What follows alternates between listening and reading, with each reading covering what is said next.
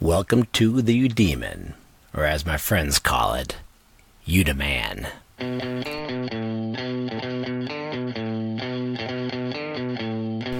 Commentary on the Daily Demon, one of the internet's longest continuously running blogs. Philosophy, religion, current events, even some politics. All from a Catholic perspective. I'm his daughter Meg. I'm his daughter Tess. We listen to every episode 5 times.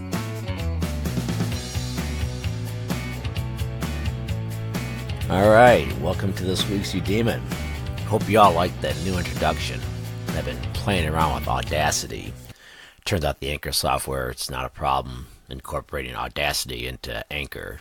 I actually tried to start a podcast a couple years ago, but the RSS feed was driving me nuts. Anchor makes it easy.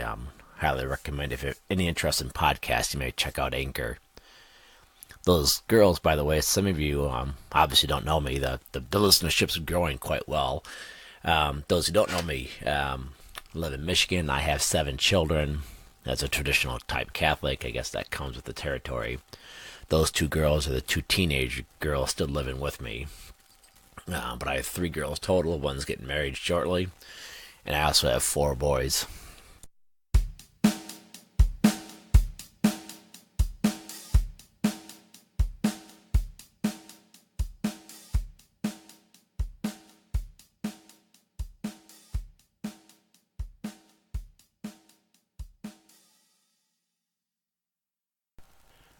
Well, last week I mentioned it was the first day of fall. I actually jumped the gun.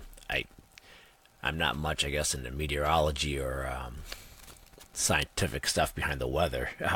I never knew that fall could start on September 22nd, but a blog reader corrected me on that, and so I corrected on the blog.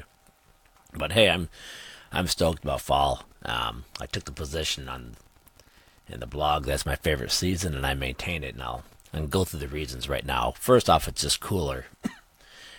And especially this year, that's huge. It's just been brutally hot. I've actually had some dehydration, which has been interfering with my drinking. If I'm out dehydrated, then I have a couple gin and tonics or a couple beers. I'm just a wreck the next day, so I'm really bitter about the heat. But cooler weather is now coming, which I'm really stoked about. On top of that, you obviously have the fall color. You're living in Michigan. It really can't be beat. October in Michigan is absolutely gorgeous. Also, I like November. It's getting really cold. You're down in the 40s, which I really dig, quite frankly. I'm bummed out when you get like an early winter. Start getting snow like November 15th. That bums me out. But just seeing it get really, really crisp outside, I really dig it. And also, November is like the dying month. And there's a article on the Imaginative Conservative, which I really liked. Talk about November as a time to reflect on death. You start off with All Saints Day. And I find it kind of a sobering type of year as everything starts to die down, Persephone's descent. And it just basically makes you more thankful for life in general, which, leads into Thanksgiving itself. So I like the way November ties it all together. November also brings us Black Wednesday, one of the biggest drinking nights of the year, which I really dig. That can't be beat. I see a bunch of old friends, I see family, and we tie one on. That's always a good time. Oh, October, by the way, is also Saint Month. I don't know why the Catholic Church did this, but October has a ton of great feast days, from St. Therese to St. Francis. Lots of good saint days in October, especially that first week of October. And then, of course, there's Thanksgiving itself, 4-day weekend. That just can't be beat. Absolutely love it. And then that catapults you into the holiday season, even though it's Advent, and I'm kind of one of these traditionalists. I don't like seeing everyone jumping the gun with all the parties during the quote-unquote Christmas season. It's still the Advent season, which is a penitential season, technically. But I kind of dig. I bifurcate my existence. I'm half secular, half religious, and you can't beat the culture, so to speak. So I do engage in the Christmas parties and whatnot. But I try to double down on going to mass and other things like that.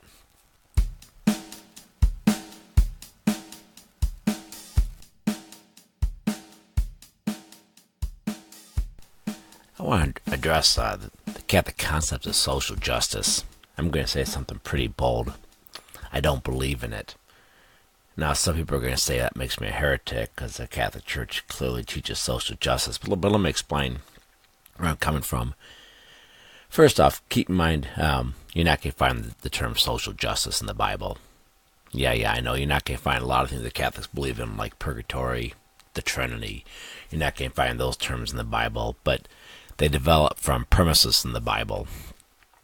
And here, no doubt, theologians know better than I do would say, well, social justice develops from like charity and other things you find clearly in Christ's words and Paul and the apostolic letters, and I don't necessarily disagree with that. But here's the thing. Dogma in the Catholic Church cannot develop in any way or fashion that contravenes the Bible. The Bible, yes, teaches charity, no doubt about it.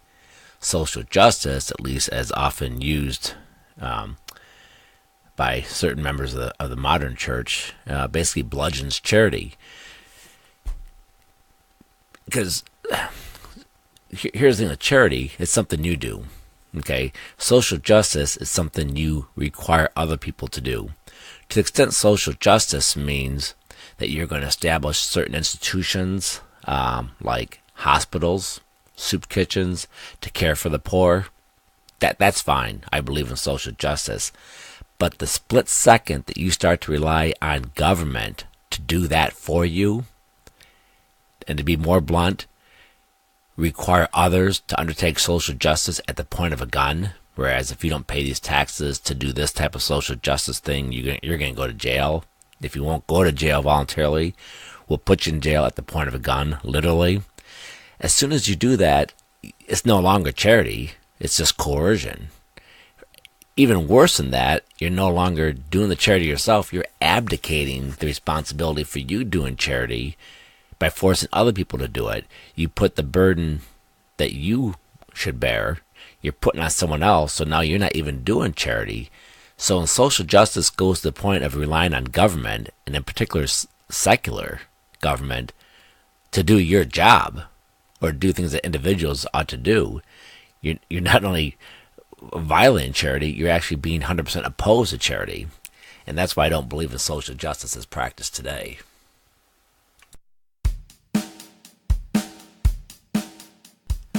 All right, let's talk about something I've been hitting on fairly frequently on the blog. Two things, actually. And I'm going to bring them together. One, relevant radio, and two, Robin Daniels. Tie them together. Relevant radio, for those who aren't aware, it's like an EWTN competitor, but it's strictly on the radio. And they actually broadcast, I don't know what they have, 200 affiliates, maybe 150, I'm not sure. But they're like a cool version of EWTN. And again, I like EWTN a lot, but they're kind of more hip. They actually buy like the license to have, pop music and rock music on it, things like that, introductions. Definitely worth checking out. They have a show there that I started listening to relatively late. It's called the Joe Sikora Show. And at first I didn't really care for it. I think Joe's kind of an acquired taste, but the more you listen to him, the more you realize he is just a really, really decent guy. You get the impression he's probably pretty good looking as a younger man. Maybe he still is. I don't know. No homo. And he's a psychologist or a counselor. He used to be an actor and a stuntman, all sorts of other things. But he does a crucial public service. He brings together psychology and the spiritual life, or more specifically, Catholic thought or Catholic teaching and psychology, and melds them together. And he gives all sorts of very, very useful life hints for the mental world. That's something I really just didn't start catching on to until about 10 years ago, probably in my early 40s, how crucial your mental world is. For some reason, probably just stupid arrogance, I'm guessing. Whenever I heard like hints about, how to train your thoughts and things like that, I always kind of look at it as Pollyanna BS. or just beneath me, I guess. And that's just not true. I mean, I'll tell you how bad I was. I used to willingly entertain negative thoughts, like if bad things happen, what would I do? And I was told myself, if I'm a man, I'll face these thoughts, and that's just stupid. Your mind will automatically go towards the negative things. Negative thoughts are more powerful than positive thoughts. You need to train your brain to go from negative to positive and stay positive. And this is something Joe Socorro touches on. And again, every show is hit or miss. He has different topics, but he points out things like that are crucial, and then he gives you useful life hints to develop a more healthy inner world. So I'd highly recommend it. Related to that is what I think is a modern classic by Robin Daniels. Robin passed away a little bit ago, but he wrote a book that his widow actually finished off once he died, called The Virgin Eye. This book is stunning.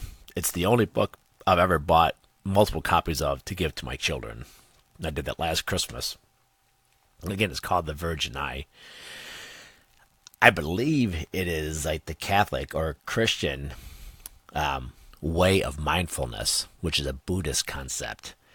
But Robin Daniels, he distills. It's a thick book, by the way. You're not going to read it in a week or two. It's going to be something you pray with and you think about. And you read a page, you read a sentence, and you think about it. It took me 9 months to get through it, just so you know. And not because I wasn't trying, but because the guy hit me every couple pages with something that made me put it down and say, wow, good idea. Or, wow, I haven't been doing that. But if you don't have it, I'd urge you to go out and buy a Robin Daniels, The Virgin Eye. Let me give you just one little hint here. I read this, I keep in my phone, in my notes, I keep like 7 or 8 different sets of notes to myself regarding either psychological or spiritual or Catholic truths. Like, for instance, he who is in a hurry delays the things of God. That's St. Vincent de Paul. I try to remind myself of that. But anyway, here's one from Robin Daniels, which I think is just excellent. He says, quote, "The art of a fulfilled life is to be energetic without tension, dynamic without agitation, serene but not aloof," unquote. And that's, and this is a guy, he is a psychologist, but he's very well read in the Christian tradition and other traditions too. I think the guy is probably just brilliant. And from what I understand, he lived like he preached, so to speak. But that energetic without tension, I've always been energetic, but boy, I've always had the tension. And when I try to get rid of the tension, for some reason I thought to myself, I could get rid of the energy too. And Robin Daniels points out, and he flushes it out in the book, he points out that's not true. In fact, you ought to be energetic without tension. Dynamic without agitation, kind of like going from one thing to another, dealing with it. Again, I could do that fairly well, but I get agitated as I got pulled from one project to another. This kind of lays out, don't do that. Be dynamic without agitation. To me, they kind of went hand in hand. And then the serene but not aloof, that's great. That's, again, another juxtaposition. In my mind, being serene meant being aloof, which meant being kind of unattached to others, which obviously is not the best way to be. And he goes and explains, here's how you be serene without being aloof. So you can be serene, kind of to yourself, peaceful, calm in your own way, but not, giving a middle finger to everyone else out there. Again, so if you're interested in pursuing, a good inner life, and you can start now, by the way. I started about 10 years ago, and that was horrible, and I've gotten a ton better. And we know now from modern science that you could be in your 70s. The brain doesn't harden like people thought. No, the synapses, they're elastic. You can mold it. You can train your brain, literally, without psychedelic drugs. You can train your brain to think correctly, to have a good attitude. If you want to start that process or continue it, I don't know where you are, try the Joe Socorro Show on Relevant Radio. get that Robin Daniels book, The Virgin Eye.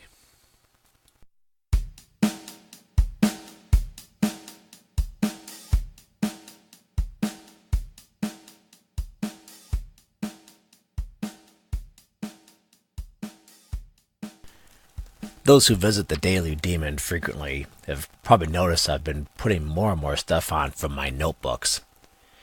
For those who aren't aware, I used to write a lot. I've published hundreds of articles, most of them with pay. I used to edit a nonprofit journal. I was a columnist for National Catholic Register. I've been in the Detroit Free Press, Detroit News.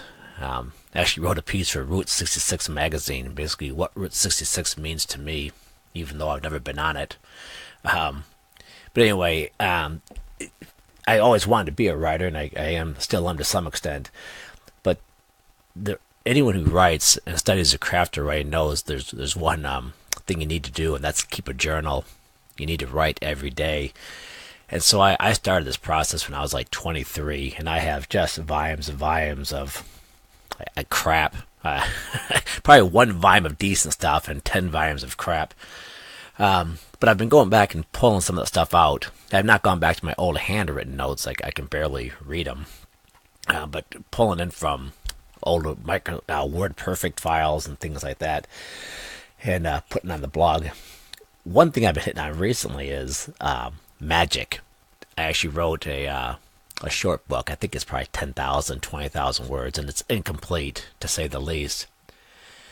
And the whole premise was basically looking at different types of magic and basically concluding that all magic is basically of one sort, which is it's the usurpation of something higher to achieve something lower.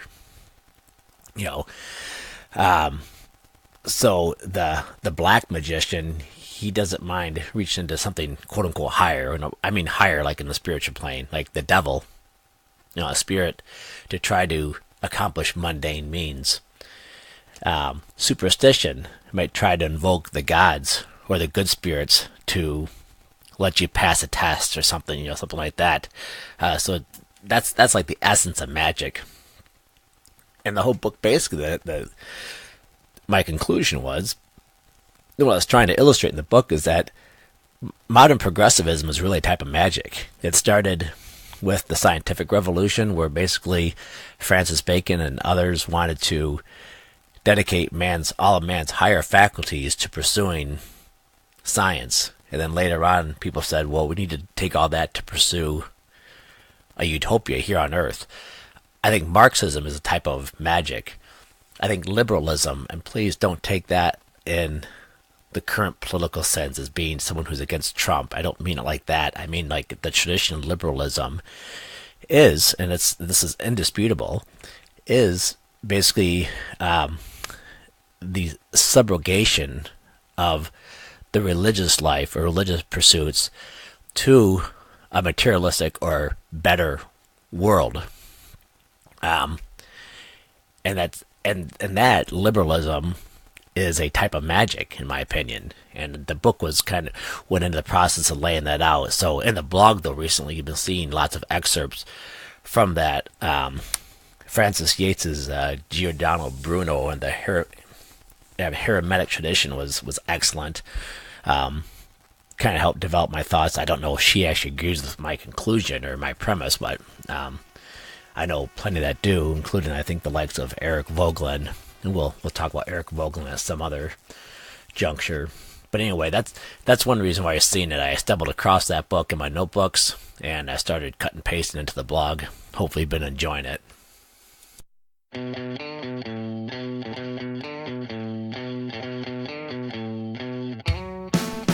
Alright, that's it for this week's episode. Hey, do me a favor. Let's get the word out about the Weekly Demon, if you don't mind.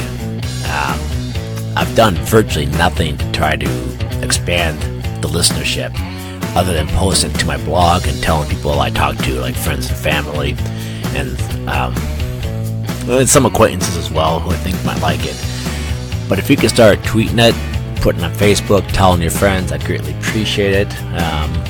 With this new formatting, I think I'm comfortable trying to push it to a broader audience. So I guess we'll see what happens.